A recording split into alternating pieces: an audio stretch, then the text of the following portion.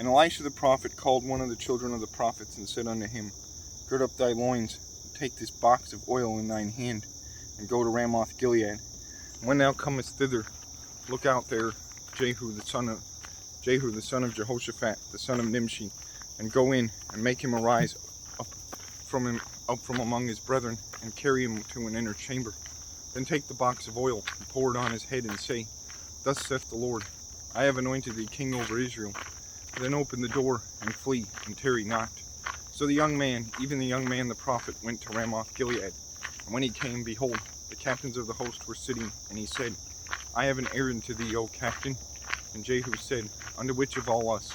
And he said, To thee, O captain.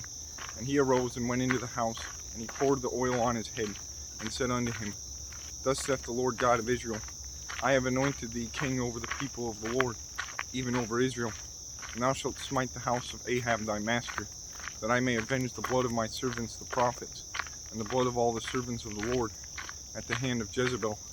For the whole house of Ahab shall perish, and I will cut off from Ahab him that pisseth against the wall, and him that is shut up and left in Israel. But I will make the house of Ahab like the house of Jeroboam the son of Nebat, and like the house of Baasha the son of Ahijah. And the dogs shall eat Jezebel in the portion of Jezreel, and there shall be none to bury her. And he opened the door and fled. Then Jehu came forth to the servants of his Lord, and one said unto him, Is all well? Wherefore came this mad fellow to thee? And he said unto him, Ye know the man, and his communication.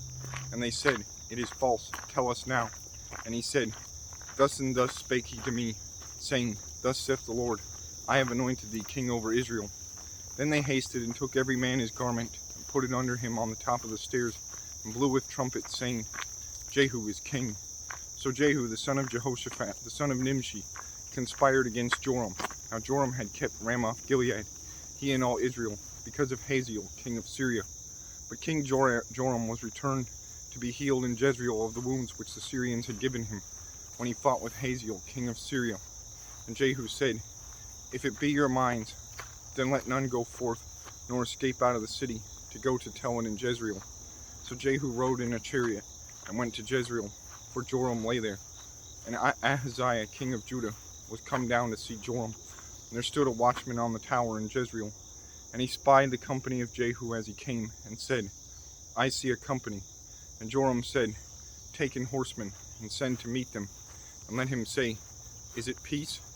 So there went one on horseback to meet him, and said, Thus saith the king, Is it peace? And Jehu said, What hast thou to do with peace? Turn thee behind thee. And the watchman told, saying, The messenger came to them, but he cometh not again. Then he sent out a second on horseback, which came to them, and said, Thus saith the king, Is it peace? And Jehu answered, What hast thou to do with peace? Turn thee behind me.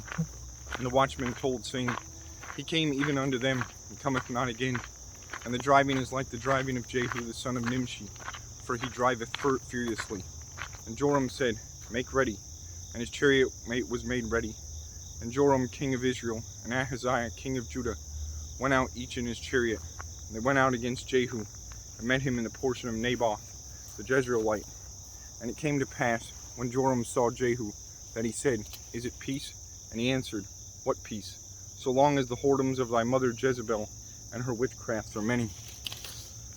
And Joram turned his hands and fled, and said to Ahaziah, There is treachery, O Ahaziah. And Jehu drew a bow with his full strength, and smote Jehoram between his arms, and the arrow went out at his heart, and he sunk down in his chariot. Then said Jehu to Bidkar his captain, Take up, cast him in the portion of the field of Naboth the Jezreelite.